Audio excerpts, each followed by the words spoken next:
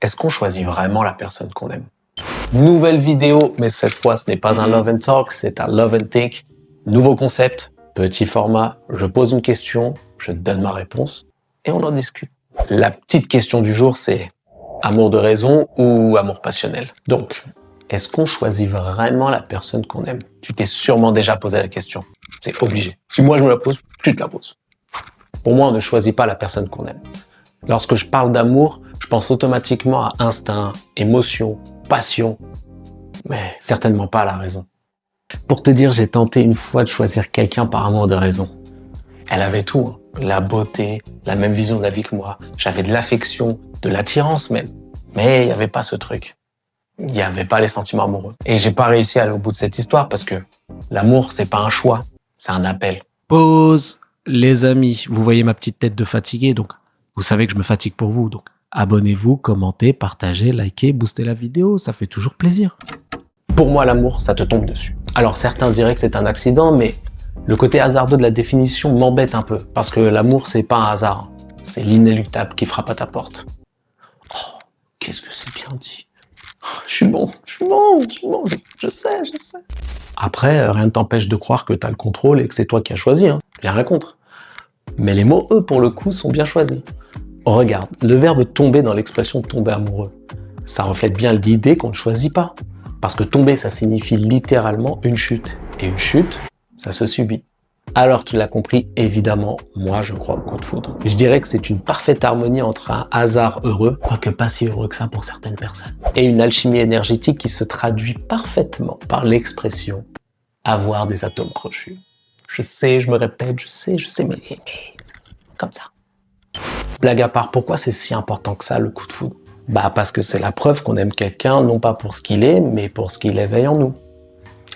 Prenons l'exemple d'un homme qui aime une femme pour ce qu'elle est, c'est-à-dire drôle, belle, gentille, et accessoirement bien foutue. Bref, qu'est-ce que ça nous dit? Eh bien que cet homme est censé tomber amoureux de toutes les femmes belles, drôles, gentilles et accessoirement bien foutues. Tu vois bien que ça n'a pas de sens. Mais en même temps, parce que je suis un mec très chiant, je pense que le hasard amoureux dit quand même la vérité sur ce qu'on cherche inconsciemment. D'ailleurs, c'est pour ça que juste avant, j'ai dit que le terme accident m'embêtait un peu. Car quelque part, cet accident ou ce hasard ne peut exister que par nos désirs profonds.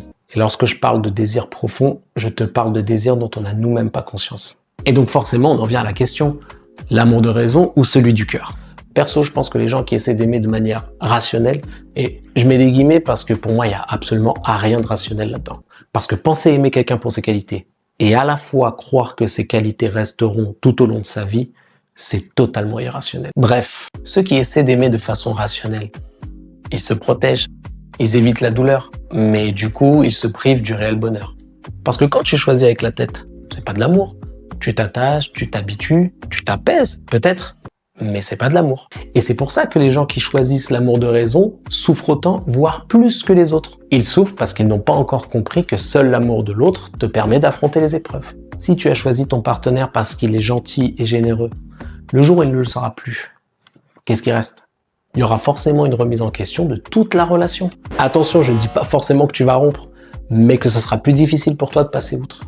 Parce que tu as aimé ses qualités, pas sa présence. Alors, est-ce qu'on choisit vraiment la personne qu'on aime? Non. Et oui, je m'explique. On ne choisit jamais de tomber amoureux. Et la personne qui te dit le contraire ment. Mais les sentiments qui te tombent dessus, eux, ils viennent pas de nulle part, hein. Ils répondent à ce qui te fait vibrer, au plus profond de ton âme. Et ça, sans que t'en aies conscience. Pour imager, quand tu tombes amoureux, c'est juste ton cœur qui répond à ton âme. Et pour pouvoir communiquer ensemble, ils mettent ton cerveau de côté. Bref. Et toi? T'en penses quoi? Ce soir je veux que tu t'abonnes. Ce soir je veux que tu